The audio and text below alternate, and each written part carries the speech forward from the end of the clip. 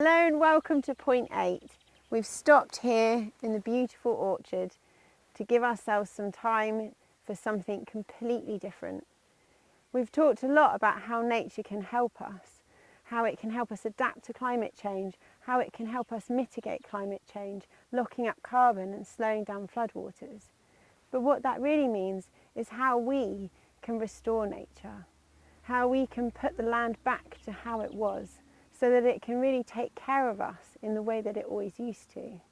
And to give us a little inspiration around that, and to help us to deepen just a little into that kind of reconnection and rediscovery of what the land can do and how we are part of nature, I've brought along a very good friend of mine, Annie Spencer, and she's going to share a special story with us.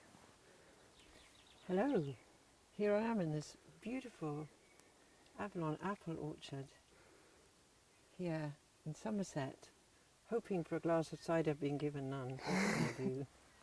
I brought you a story. I hear that you're going around noticing how we and the natural world are going to have to work together over the next decades if things are to get better for us. I have a little story that comes from the first peoples from North America, the people who lived there before we Europeans went rampaging in.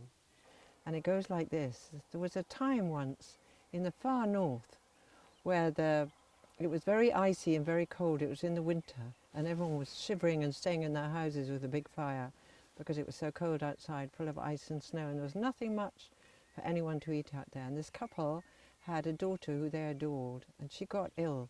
Sounds a bit like COVID what she had. She ran a fever, she had a cough, and generally she was in a poor way. And the mother gave her the herbs that she knew for such things, and nothing made any difference. So in the end, she said, we better go call for the old woman in the village who's got much more herbal knowledge than me, and maybe she can help, because we're really worried about our girl. So the man went out, and he came back with the old woman, who came with a basket full of roots and leaves and pots and all sorts of things. And she came in and said hello and warmed her hands for a little on the fire, and then she sat down by the little girl, and then she did nothing. And the mother thought, hurry up, you know how you do. Hurry up, doctor, and start making my daughter better. I can't bear it. But she still did nothing. She didn't get anything. She put her basket down on the ground and just sat there for a while. And then she turned and she said, I know what you have to do. She said, somewhere out there on the land, there's a very hungry, very tired fox. And you need to, she said to the man, turning to him, you need to go out and catch that fox and bring it back here. That is what will help your daughter.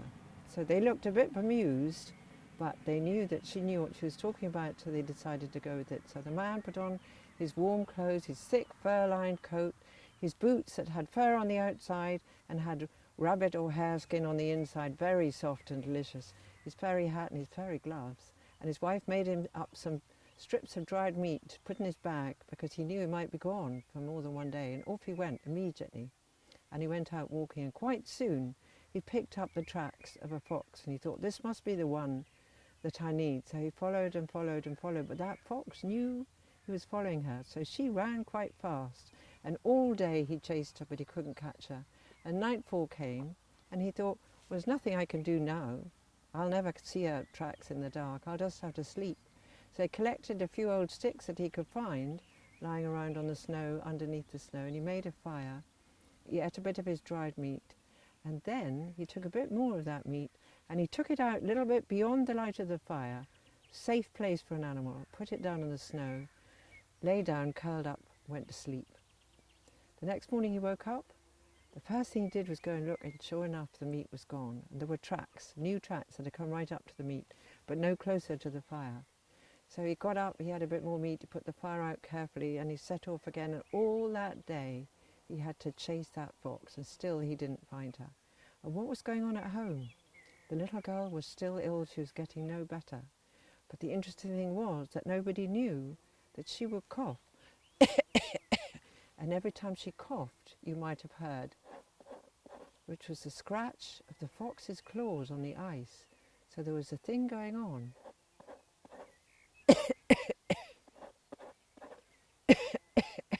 This went on all day. And that night the man put the meat a little bit closer. And again in the morning he found the fox had eaten it. So he went chasing her all the next day, but he was getting a bit closer because she was getting really tired. She'd had nothing to eat. She was already hungry before he arrived. So he was almost catching up with her, but not quite. So that last night, he thought, now maybe I'll get her. And he put the meat right close to the fire and to himself. And he thought, she knows she can have it. No one jumped out at her. And he had this bag, this cloth, and he sat there and waited. And soon he heard that scratching.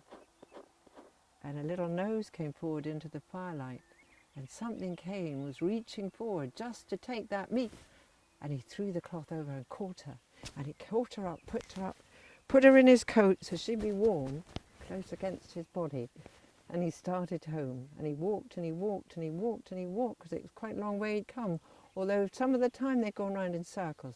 So it wasn't really 3 days' walk. And he walked through the night and he walked through the next day, and finally the next evening he got home. And he walked in the door. The old woman looked up. He said, how's everything? His wife was a bit demented. She said, our daughter's just as bad. She's no better at all. And the old woman's been sitting here doing nothing. Don't worry, he said. I brought the fox. Maybe things will change now. So what shall I do with her? He said to the old woman. She said, put her down by the fire, give her some food and give her a drink and let her sleep. Leave her alone. And you all go to bed. You must be tired after all of that. So everyone went to sleep. And the next morning the fox woke up and stretched a bit and looked a bit better. And the little girl was still coughing and still feverish, but maybe slightly better. It's hard to say. And the old woman said, I think another day. You feed that fox another day. You give her enough to drink. You keep that fire up so she really gets a warmth into her bones. One more day, and let her sleep another night here. So they did as she said, but they were getting, the wife was thinking, perhaps this is a load of nonsense. Perhaps we shouldn't have called her in at all. My daughter's going to die. Don't worry, said her husband. I think she knows what she's doing. So they fed the fox one more day, and they let her sleep there one more night. And the next morning, when they woke up, the fox was moseying around trying to find a way out. And the old woman looked at her and said, she's ready to go. She's all right again. She's healthy, she's fed enough, she'll be fine. Open the door.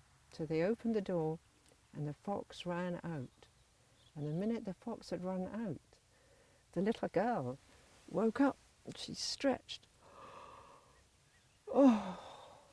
She looked around and she said, I'm starving. What's for breakfast? And her mother was so delighted. And the old woman packed up all her stuff. And as she left, she turned round and she said, I want you to think, who healed whom? Did you heal the fox? Or did the fox heal your daughter? Or could neither of them heal without the other being well? And that's my story, and that's my question to you as you look around this beautiful land. Thank you so much, Annie. I hope you all enjoyed that. Something a little bit different and a little bit out of the ordinary. And it was interesting that you mentioned cider just before. I think you've definitely earned a pint of cider, and I'm sure some of you will be delighted to know there is actually a pub right here on the trail. When you get down to the end of this field, you'll walk along a little lane for a while, so you turn left to do that. But if you want to go and explore the Trotters Inn and their very nice garden, turn right, and I'll see you at point number 9, either in a minute or after you've had a nice pint. Thank you.